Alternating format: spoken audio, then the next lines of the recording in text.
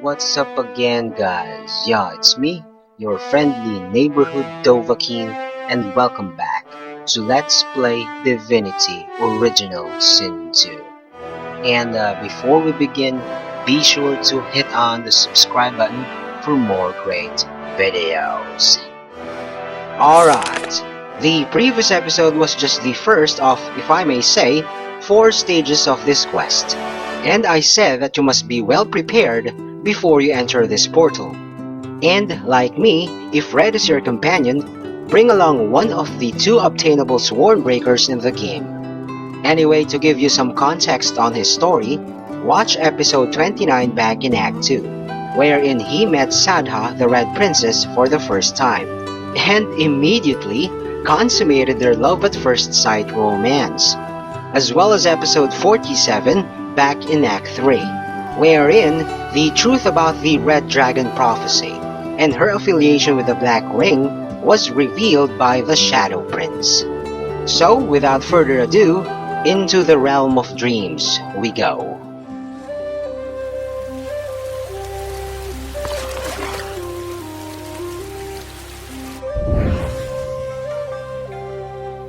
Policy. There must be dreamers close by. Be careful.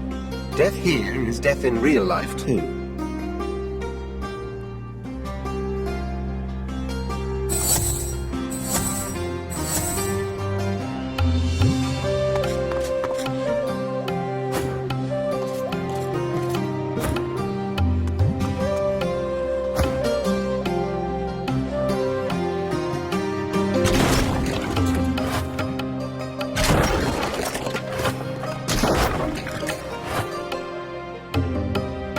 Before I explain the parameters of this fight, it is imperative to keep your squad inside this area, because going out of bounds will start the battle. 1. There are 8 mirrors of the blackest glass in this arena. 2. Your summons won't trigger the fight even if they are out of bounds. 3. The battle begins with 3 initial enemies. The horror versions / apparitions of Bishop Alexander, Melody, and Wendigo. 4. Decimating any of them will give you kill EXP, but if there are mirrors left standing, they will respawn from any one of it with fully restored stats. 5. Whacking any of them for the second time or so, however, won't give kill EXP anymore. 6. At some point in the fight, if there are mirrors left standing, one of them will summon the 4th enemy, an apparition of red. 7. Destroying the last mirror gives nearly 54k EXP. And 8. And I just have to mention this, by the way, the sandstorm gets worse as you break more mirrors, thus dropping your FPS. So, based on these parameters, to prevent a stupid fight, wherein everyone keeps on respawning here and there, simply destroy the mirrors before triggering the battle, and any ranged tune or summoner will do. But an important note, leave one of the mirrors intact simply because of parameter 6, and the one that I'm gonna preserve is up north, cause upon summon, the evil red will be trapped behind that mirror, and he has no choice but to break it, therefore sparing you the trouble, while gaining EXP in the process, as per parameter 7.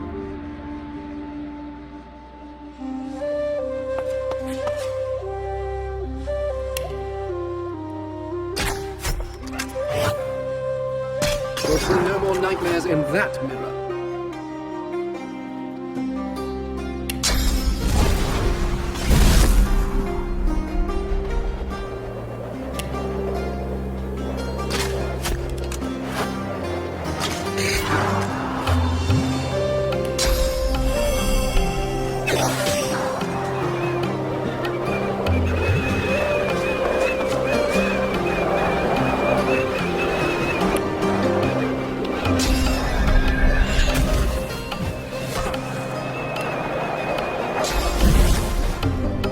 On a side note, as a ranger, this mirror can only be reached with Sky Shot.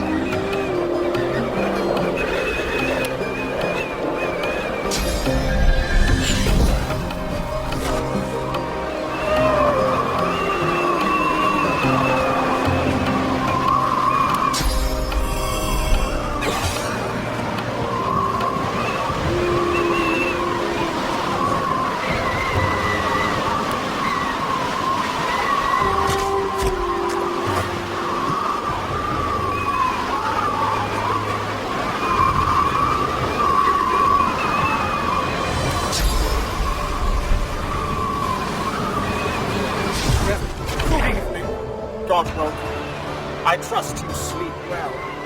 This place is the deep down truth. The terrible deep down truth. The inescapable deep down truth. I do not die here. Only you die here. I show you the truth. The terrible truth. The inescapable truth. That you are not enough. You have never been enough. You will never be enough. You are not enough. You are never enough. You will never be enough. Come face the truth. Come face up to your lies. You are not enough! The glass in the mirrors shimmers and tears. Reality shifts. Apparitions take shape, and they seem familiar. It's time to meet a mortal friend. Not enough. You were never enough.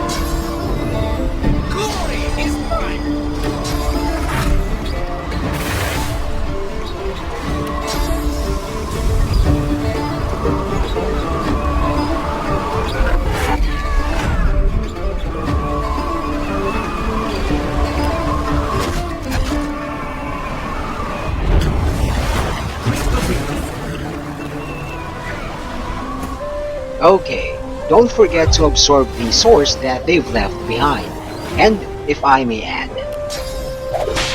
And that was simply godlike.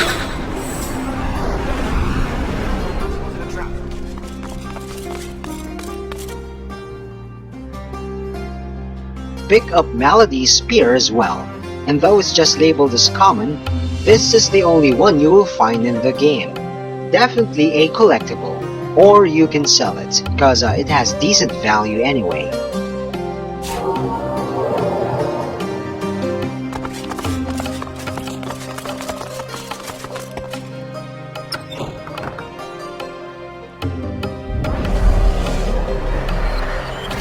These are the banners of the House of War. My house.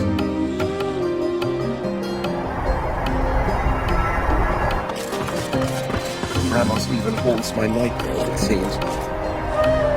An elegant and imposing lizard appears within the haze before you. Ignoring you completely, he bustles past you to the Red Prince, genuflecting before him on one knee. Red Prince, spouse of the sun, Anan Het. I, your servant, Brahmas. I was keeping the portal at the consulate open for you, but... Catching himself mid-speech, he suddenly turns to glower at you, beady eyes bright with hostility. Perhaps we could speak somewhere more private, my lord. He's right. He stands with me no matter what. Brahmos narrows his eyes at you before turning back to speak to the Red Prince. Very well, my lord. There have been so many obstacles. The House of Shadows, agents of the God King, and other trifles beneath your royal ears to suffer. But none of that bears thinking of now. For all that matters, your highness, is this. You are here, and the Red Princess awaits you. The princess? Where is she? Out with it, man! In the center of the dream, your majesty. In the sunset eye of the dragon. Agents of the God King seek her relentlessly. There is no hiding place safe enough for her in the material realm. Only in the dream can she rest. Lead me to her, Brahmas. Show me the way. She's right here, my prince. Cross the threshold. Pass through the iron door behind me. He reaches up and hands the Red Prince something small and shiny. A key. Majesty, she awaits you.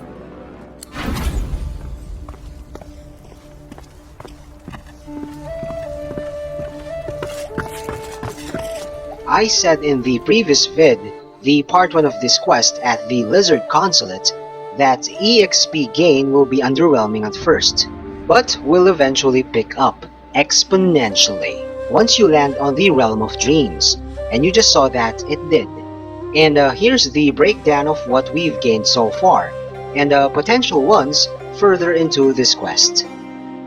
And yes, as per the next stage at Sada's camp, this is a spoiler, but obviously since I have read in my playthrough, there won't be any hostility, and later I'll explain my choice. By the way, if you don't have read and didn't bring along a Swarmbreaker, or you did but refused to give it to her anyway, she'll go aggro, and eliminating her, the Mother of Dragons, is really the fitting end to her story. Because I'm sure you know what John did to Danny, right? My point really is that since I'll be going for the peaceful path, I'll miss on nearly 243k EXP on this quest. But you know me, I find ways. And to redeem that loss in potential EXP, I must force attack Bramos. Which is actually way beyond a normal redemption, because just look at those updated numbers. The 4 Dreamers who vanished earlier will come back to help him, making this next fight better than the arena in terms of EXP. And just an FYI, Bramos is already dead. He was assassinated by the House of Shadows back in Act 2. Okay, so before I set this up, take note of fully replenishing your source, which is easy, cause there's an abundance of corpses in this area.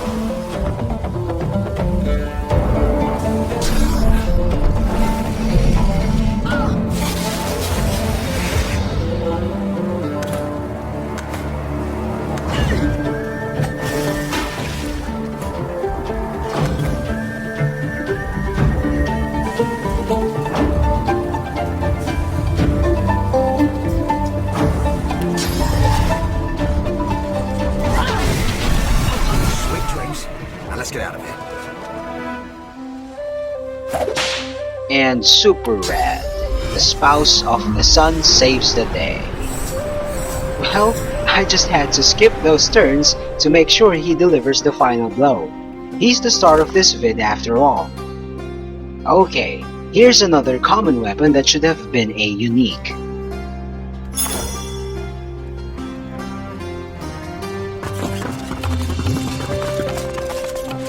By the way, whacking grandmas will later translate to Sadha not trusting you, which will then lead to a fight. But that is only true if you don't have red. So, in my case, I'm gonna get away with it. Now let's finally reunite Red and Sadha.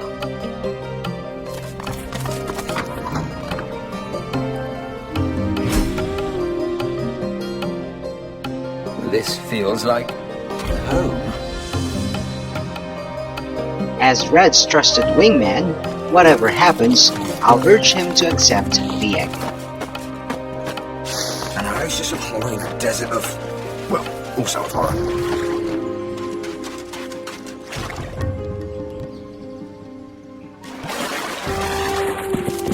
My prince, with your every step toward me, my heart beats more happily. Come and look at the fruit of our union, a dragon, as yet unhatched. And there are more eggs, lying upon velvet cushions in my tent. Dragons to be, yet all too vulnerable, as they lie dormant in their shells. What is yet unborn will one day spawn an empire. We must protect them, my lord. The House of Shadows cannot touch you here, Sadha. Protect them from who? The God King. The God King? But why? It seems inconceivable to me now, but in my blackest hour, I turned to him for guidance. You must know, my prince, I was desperate. The House of Shadows closed in around me, determined to kill me before I could become the mother of dragons. Then there was a voice, promises of protection and power in Kingdom Come. I became sworn to the God King, but when I saw his followers, the vilest creatures one could conceive, I realized how poisoned his gifts would be. I did the only thing I could do. I appealed to our old champions of the House of Dreams and fled here, into a world untouchable by our foes. But I cannot stay here forever. Our children must return to Rivellon and fulfill their destinies. However, as long as I am sworn, as long as the God King lives, this is impossible. The burden falls on you, my love. Only you can save us. We have a Swarmbreaker. We can undo her covenant. A Swarmbreaker, my prince, and you, my savior. You never cease to amaze. As Sadha clicks the side, a black tendril becomes visible, rising from her heart into infinity. With a decisive cut, she slices it through. A hiss, and it evaporates. She's free. She's sworn no longer. The curse is lifted. The dread voice of the king is gone. She embraces the Red Prince passionately. You have set me free. But you'll never be truly free of the God King as long as he threatens all of Rivellon. There's only one course of action left open to us. I must face the Dread King and kill him myself. My prince, your children will help you. Here, take one of the eggs and engulf it with fire. Do so, and your child will be born, ready even now to fight by your side. With a single breath, you'll usher in a new age, a new creed, before which all must bow. A dawn of flame. Sadha, the child will be a dragon, yes, but to expose it to such danger, I'm just not quite certain this would be the right course of action. Very well. My child will skip the cradle for combat. I wouldn't have it any other way. The God King must burn. Under your joint command, let my offspring be the all-consuming fire. Now go and take this ring with you. It is the ancient circle of suns. By this ring, I make thee one with fire. And one day, by this ring, I'll be wed. One more battle, my prince. Then we will return to our empire as king and queen. Our children will flourish, and the world will be theirs. Our marriage will unite the houses of war and law into the House of Dragons. That is how it will be. The prophecy will be complete. They embrace, lips hot upon lips. Yonder portal will take you back to Rivellon, where the God King awaits. Good luck, my prince. I love you. And I love you.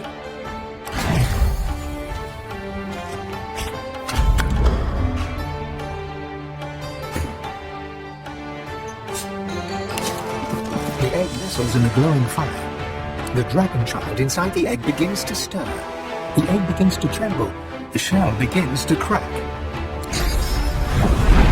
The shell cracks open, a small dragon's head becomes visible. It looks at the world around it and roars, flame bursting from its mouth. Though but moments born, you can already feel the terrible power of this creature. Look at it! Isn't it magnificent? A tiny titan ready to burst forth with unstoppable force. The dragon hears its mother's voice and roars again. Spreading its wings, all of the shell gives way.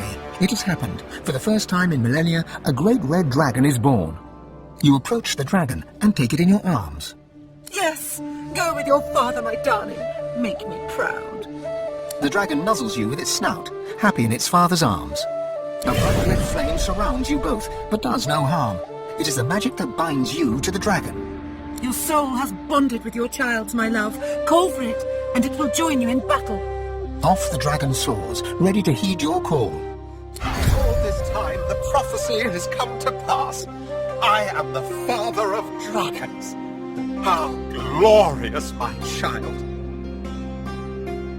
That was a cute ending, and I can relate because I'm a father of two. By the way, this is the unique ring she gave, and the summoning skill that he learned to call upon his dragon Bebe. Also, back there, you get rewarded with two divines. One is random, and the other one is by choice. Anyhow, I'd rather not discuss the ways to screw it up, but instead, explain why I chose to end his story this way. As it was revealed by the Shadow Prince back in Act 3, the lizards were once dragons in a distant past, and too much power nearly led to their extinction, because all the other races united against them. This new rise of dragons, however, has the potential to make history repeat itself. That's why I said earlier that Daenerys' fate is also the ideal outcome for Sadha, because if I may say, I find her quite unstable. Don't get me wrong, Dany is different. She drowned in too much power to a point of madness. And the instability of Sadha that I'm referring to here is of a different breed. When the House of Shadows hunted her down, she had a choice, but instead sought sanctuary by swearing her stupid ass to the God King. She so heavily invested her entire life on the prophecy, on destiny, that she deliberately trapped herself inside a bubble, which weakened her resolve. A classic story of damsel in distress, the opposite of Red, who at one point described his desires as a diamond kept in a secret pocket, only for him to see. But after all the adventures of our ragtag company, the diamond was forced into the light, and in that light, he saw so many colors he never knew existed. Red realized that not everything is bound by fate and destiny. He opened himself to possibilities, and accepted that change is a part of life he should never fear. And that, my friends, is a strong resolve. That's why I chose this ending for him, not because of the mother of dragons, but my faith on the father of dragons, that he would someday become a great emperor. Besides, speaking candidly, I'm sure you noticed that he became less and less condescending, because at first, he was just an absolute prick. And as a loyal friend, also his wingman to Sadha if I may say, I want him to be happy. And in the end, if I choose to be the next divine, I think there would still be threats to Rivellon, such as demons. And having an emperor with an army of dragons as a faithful ally is of course more than handy.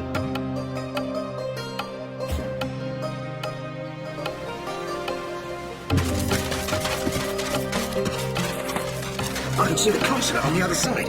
Almost out.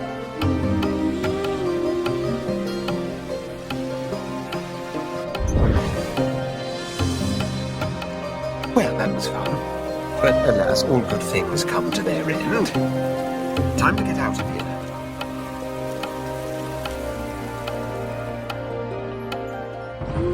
On a side note, this quest is bugged because it just doesn't close in your journal, but I can live with that.